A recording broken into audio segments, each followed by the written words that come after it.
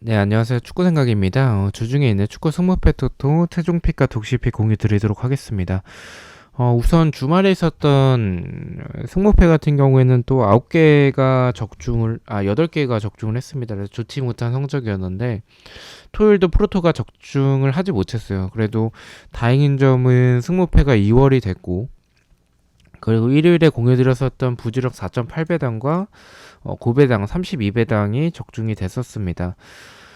그러면 주중 경기는 이제 챔피언스 리그 경기들이 들어오는데 아무래도 좀 이 조순위에서 유리한 팀들 같은 경우에는 로테이션을 가동할 확률도 있다라는 점을 참고해 주시면 좋을 것 같고요. 제가 평균적으로 8개에서 10개가 적중이 되기 때문에 그 점 참고해 주시면 좋을 것 같고 이 멤버십 관련해서는 배팅 내역이라든지 아니면 단톡방 참여를 희망하고 싶으신 분들만 멤버십에 가입을 해 주시면 좋을 것 같습니다. 첫 번째는 잘츠부르크 대 첼시의 경기입니다. 이 경기는 최종 픽에서는 잘츠부르크의 단통 패를 말씀을 드리겠습니다. 우선 첼시가 뭐 최근에 주말 경기 때는 좀 아쉬운 부분들도 분명히 있었긴 합니다. 맨유 상대로 이제 어, 이 극장 골을 먹히면서 무승부가 됐었던 부분들이나 아니면 확실한 스트라이커에 대한 부재에 대한 부분들은 좀 아쉬운 부분이긴 한데 짤츠부르크라는 팀이 사실은 이 수비적인 부분들을 봤었을 때 단단한 팀은 아니라고 생각을 해요. 공간적인 부분들도 분명히 있는 팀이라고 개인적으로 생각을 하고 있어서 이 첼시가 상대가 내려앉았을 때는 그것을 뚫어내는 그런 해법에 대해서는 확실한 스트라이커가 없을 때는 좀 아쉬운 부분들이 있지만 잘츠부르크와 같이 공간이 어느 정도 있는 팀이라면 첼시의 축구 지금 보여주는 첼시의 스타일과 축구를 봤었을 때는 충분히 득점이 가능하고 이길 확률이 더 높다라고 생각을 하고 있습니다. 최종에선 단통 패를 말씀을 드리고요. 독식픽 같은 경우에는 조금 더 이변 위주로 가져가서 이변을 하기 위한 독식 위주의 픽입니다. 독식픽에서는 무승부까지 좀 바치도록 하겠습니다.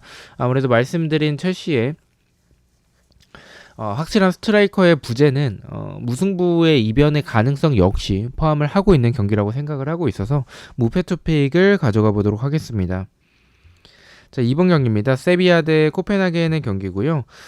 최종에서는 이 경기는 승부 투픽을 좀 가져가 보도록 하겠습니다. 세비야가 유리해 보이는 경기는 맞다라고 생각을 해요. 코펜하겐이 뭐 홈이었으면 몰라도 원정에서의 경기라는 점을 생각을 해봤을 때 세비야의 모습이 지금 뭐 좋지는 않습니다. 지금 뭐 엄청나게 좋은 모습을 보여주고 있다라고 보기는 어렵지만 코펜하겐 정도는 좀 잡아낼 거라고 개인적으로 생각을 해요. 하지만 이 말씀드린 대로 세비야의 최근의 경기력도 그렇게 좋다라고 보기도 좀 어려운 부분들이나 최근에 뭐 올라오고는 있습니다. 경기적인 부분들이나 흐름적인 부분들이 시즌 초반에 비해서는 좋아지고 있는 부분들이 있지만 그래도 지금 뭐 전체적으로 코펜하겐이나 뭐 경기력 차이가 엄청나게 크다라고 보긴 좀 어려운 것 같아서 무승부까지는 좀 바치는 것도 괜찮은 판단이라고 생각을 했습니다. 최중에선 승부 투픽을 가져가 보도록 하고요.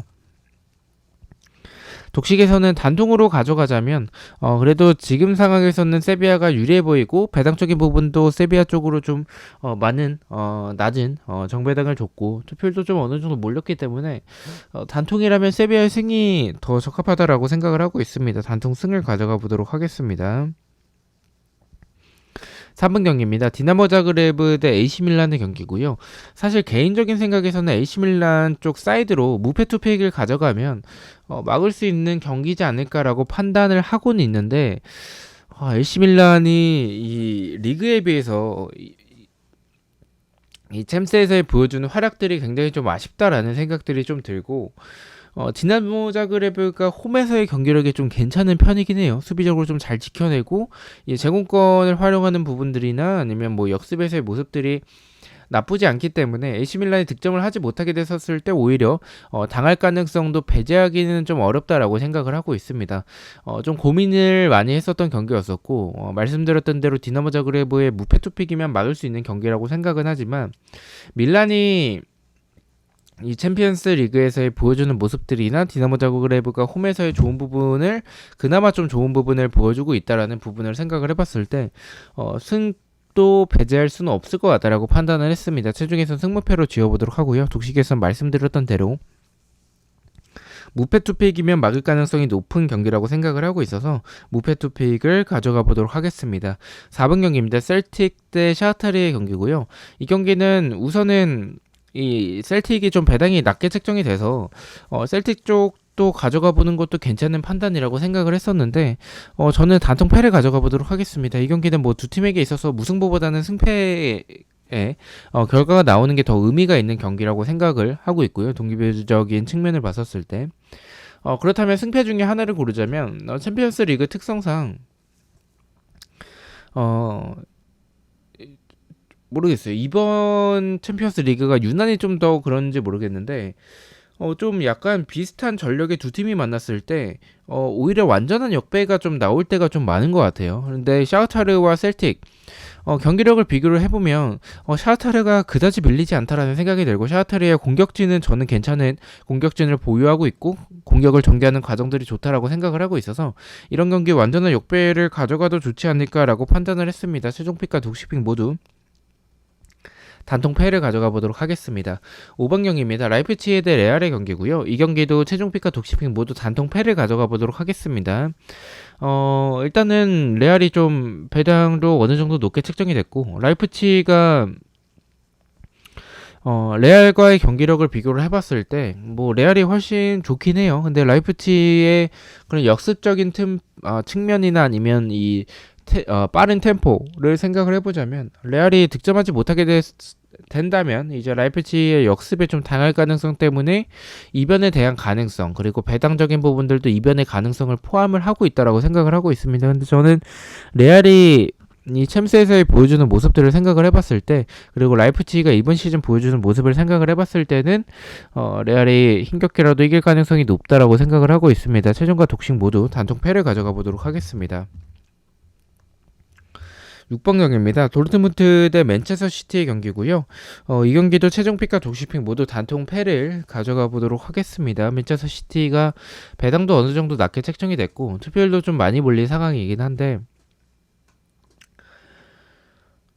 맨체스터 시티는 좀 부러질 때까지 가져가는 게 맞다라고 생각을 해요. 도르트문트가 지금 뭐 수비적으로 측면에 대한 공간들도 많은 편이고 맨시티의 경기력이나 뭐 흐름이나 뭐 나쁜 상황이라고 보긴 좀 어렵기 때문에 최종과 독식 모두 단통 패를 가져가 보도록 하겠습니다. 7번 경기입니다. 벤피카 대 유벤투스의 경기고요. 최종픽에서는 승무패로 좀 지어보도록 하겠습니다. 유벤투스가 역배당을 받았어요. 그만큼 유벤투스의 흐름이 굉장히 좋지 않죠. 뭐 리그에서의 모습들도 좋지 않고 챔피언스 리그에서의 모습들도 좋지 않은데 벤피카가 경기력이 더 좋다라고 보는 게 맞는 것 같아요. 유벤투스는 명문이라고 보기도 좀 어려울 정도로 수비에서의 굉장히 좀 흔들리는 모습들이 많고 공격은 굉장히 답답하죠. 오히려 벤피카가 보여주는 경기력이 훨씬 더 좋은 경기력을 보여주고 있다라고 생각을 하고 있습니다. 그래서 벤피카가 유리해 보이는 경기라고 생각을 하는데 다만 썩어져 준치라고 유벤투스의 그런 명문의 모습을 좀 생각을 해봐야 될 것 같고요. 그리고 벤피카가 저는 경기력이 좋은 건 맞는데 유벤투스와의 경기력 차이가 사실은 좀 나긴 납니다. 나긴 나는데 유벤투스의 이름값을 생각을 해봤을 때 벤피카가 이렇게 낮은 정배당을 받을 만큼 그리고 투표율이 이 정도로 몰린 만큼 유벤투스를 좀 손쉽게 이겨낼 만큼의 경기력이 압도적인가에 대한 부분을 생각을 해본다면 물론 홈이긴 하지만 저는 그 정도까지는 아니라고 생각을 하고 있고 벤피카 쪽으로 투표율이 이 정도 몰린다면 지어볼 만한 가치가 있다라고 판단을 했습니다. 최종에서 승무패로 지어보도록 하고요.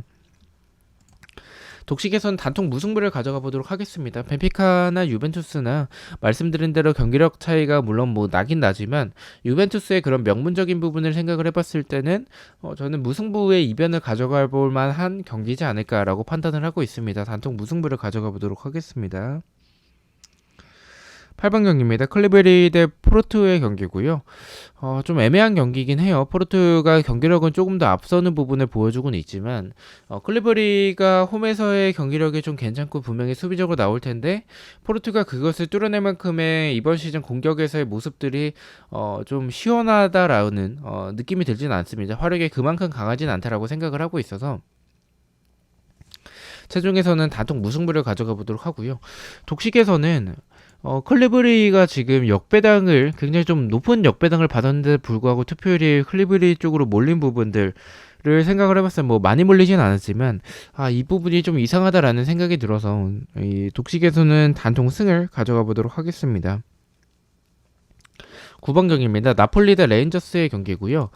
이 경기는 최종과 독식 모두 승부 투픽을 가져가 보도록 하겠습니다. 이 경기는 좀 경기력으로 접근하진 않았어요. 경기력으로 접근하면 누가 봐도 나폴리인데 지금 나폴리가 스쿼드 자체가 좀 굉장히 얇은 편이죠. B클럽이라고 어떻게 보면 세리에서는 B클럽이라고 볼 수가 있는데 그럼에도 불구하고 1군과 2군의 이 경기력 차이, 스쿼드 차이가 너무나도 크기 때문에 스쿼드가 얇은 이런 나폴리의 모습을 생각을 해봤을 때 지금 조별예선에서 지나왔던 경기들에서 승점을 많이 따온 상황이라서 이 경기는 조금 어느 정도 로테이션을 가동하지도 않을까라는 판단을 하고 있습니다. 그래서 승부 투픽을 그 부분을 생각을 해서 최종과 독식 모두 승부 투픽을 가져가 보도록 하겠습니다. 10번 경기입니다. 아약스 대 리버풀의 경기고요.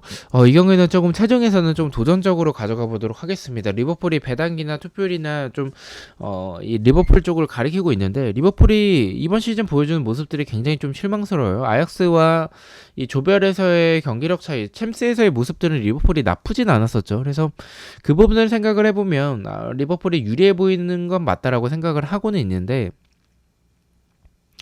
말씀드린 대로 리버풀이 최근에 보여주는 경기력 아약스가 그다지 밀리진 않을 것 같다라고 생각을 하고 있고 더군다나 홈에서의 경기라면 완전한 역배를 노려볼 만하지 않을까라고 생각을 하고 있습니다. 리버풀이 지금 아놀드 쪽을 비롯한 이런 측면에서의 흔들리는 모습들을 생각을 해봤을 때 아약스가 충분히 해볼 만하다라는 개인적인 생각이 있어서 최종에서 단통 승을 가져가 보도록 하고요. 독식에서는 그래도 뭐 배당이나 투표율이나 어쨌든 리버풀 쪽을 가리키고 있어서 앞선 경기들에서 이변을 많이 가져갔기 때문에 단통 패를 가져가 보도록 하겠습니다. 11번 경기입니다. 아틀레티코 대 레버쿠젠의 경기고요. 최종에서는 단통 승을 가져가 보도록 하겠습니다. 아틀레티코가 보여주는 경기력이 압도적이다라고 보긴 좀 어렵긴 하지만 레버쿠젠이 보여주는 모습들이 너무나도 좀 수비에서의 공간들도 많고 경기력이 좀 좋은 상황이라고 보긴 좀 어려운 것 같아요. 최종에서 단통 승을 가져가 보도록 하고요. 독식에서는 단통 무승부를 가져가는 게 아틀레티코가 분명히 유리해 보인다라고 판단을 해요. 근데 이 아틀레티코가 최근에 보여주는 이 공격에서의 모습들이 수비에서는 좀 흔들리는 모습들이 최근에 좀 많고요. 그리고 공격에서의 모습들도 좀 답답할 때가 개인적으로는 좀 많다라는 생각이 듭니다. 분명히 레버쿠젠이 경기력이 워낙에 떨어지기 때문에 아틀레티코가 유리해 보이지만 레버쿠젠의 역습 한 방은 좀 남아있다라는 생각이 들어서 아틀레티코가 득점하지 못하게 됐을 때 오히려 레버쿠젠에게 고전할 가능성도 있다라고 판단을 했습니다. 독식에서는 이변을 가져가는 픽이니만큼 단통 무승부를 가져가 보도록 하겠습니다. 12번 경기입니다. 토트넘 대 미넨의 경기고요. 이 경기는 일단은 최종에서는 바르셀로나의 단통 승으로 가져가 보도록 하겠습니다. 두 팀에게 있어서 좀 승패 방향의 경기가 동기부여적인 측면에서 더 높다라는 생각이 들고요. 특히나 바르셀로나는 더 그렇죠. 그래서 그런 생각도 좀 했었어요. 바르셀로나가 지금 승점적으로 굉장히 좀 떨어져 있는 상황이기 때문에 공격적으로 나오다가 미넨에게 오히려 당하는 그림의 상황도 좀 생각을 하고는 있습니다. 그래서 일단은 무승부를 제외한 승패 방향을 생각을 하고 있고요. 동기부여적인 측면에서의 바르셀로나가 조금 더 높고 배당도 좀 낮게 책정을 받은 부분들은 바르셀로나 이 경기 반드시 이겨야 됩니다. 그래서 그 부분을 적용을 해서 최종에선 단통 승을 가져가 보도록 하고요. 독식에서는 바르셀로나가 챔스에서 보여주는 경기력 에서도 미넨이 좀 앞서고 그리고 말씀드린 대로 바르셀로나가 라인을 올리고 공격적으로 나왔다가 오히려 미넨에게 역습을 당하는 그림도 좀 생각을 하고 있어서 독식에서는 단통 패로 좀 이변을 가져가 보도록 하겠습니다. 13번 경기입니다. 토트넘 대 스포르팅. 토트넘이 주말 경기 때 굉장히 좀 답답한 경기력과 어쨌든 뭐 패배하는 모습을 보여줬지만 스포르팅 정도는 잡아낼 거라고 생각을 하고 있습니다. 최종과 독식 모두 단통 승을 가져가 보도록 하겠습니다. 마지막 14번 경기입니다. 프랑크푸르트 대 마르세유의 경기고요. 이 경기도 좀 동기부여적인 측면을 좀 생각을 했습니다. 프랑크푸르트가 지금 승리를 해야 하는 상황이기 때문에 공격적으로 나왔다가 지금 이번 시즌 뭐 경기적인 부분들도 좀 아쉽고 그리고 뭐 수비적인 부분도 공간이 많은 상황이라서 오히려 공격적으로 나왔다가 마르세유 역습에 당할 가능성이 저는 조금 더 크다라는 생각이 들어서 최종과 독식 모두 단통 패를 가져가 보도록 하겠습니다. 자, 이렇게 해서 14경기에 대해서 최종 픽과 독식픽 공유를 모두 마쳤고요. 저는 또 프로토 경기들과 승무패 경기들로 다시 찾아뵙도록 하겠습니다. 시청해주셔서 너무나도 감사드리고 구독과 좋아요 너무나도 감사합니다. 감사합니다.